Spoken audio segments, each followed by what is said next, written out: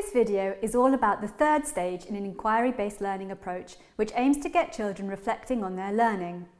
We'll consider the best times during lessons to ask students to reflect and how we can support them as they become more aware of the progress they are making and more able to self-assess their own performance. I'll be using Now I Know to share some practical examples of how this can work in your classroom. If you haven't watched the previous videos in this series, then I suggest you do that now.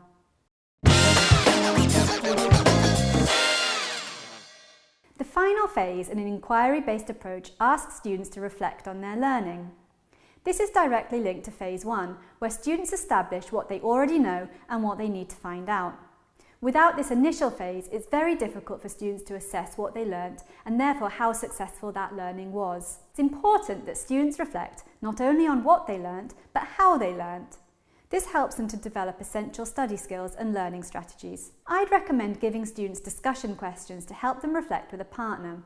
They should talk about what they learnt, what worked well for them, and what they could have done differently.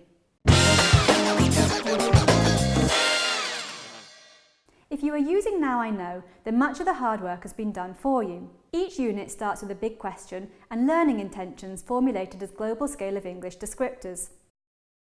The big questions require students to reflect on the topic, while the global scale of English descriptors help them focus on the language skills they should be able to do by the end of the sequence of work. You can refer to these at the beginning and end of each lesson, so students can track their progress as they go along.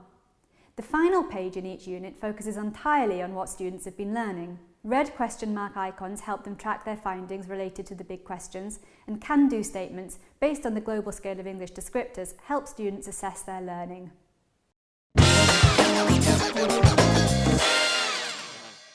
Independent learning and self-reflection are essential 21st century skills which will stand all students in good stead for their future learning journeys, which is why it's so important to introduce strategies in the primary classroom. Inquiry-based learning combines these skills alongside communication, collaboration, teamwork, and creative and critical thinking, making it an excellent choice for your students. I hope you enjoy fostering an atmosphere of autonomy in your classroom, and I look forward to seeing you in the next video where I'll be sharing my tips for an inquiry-based classroom.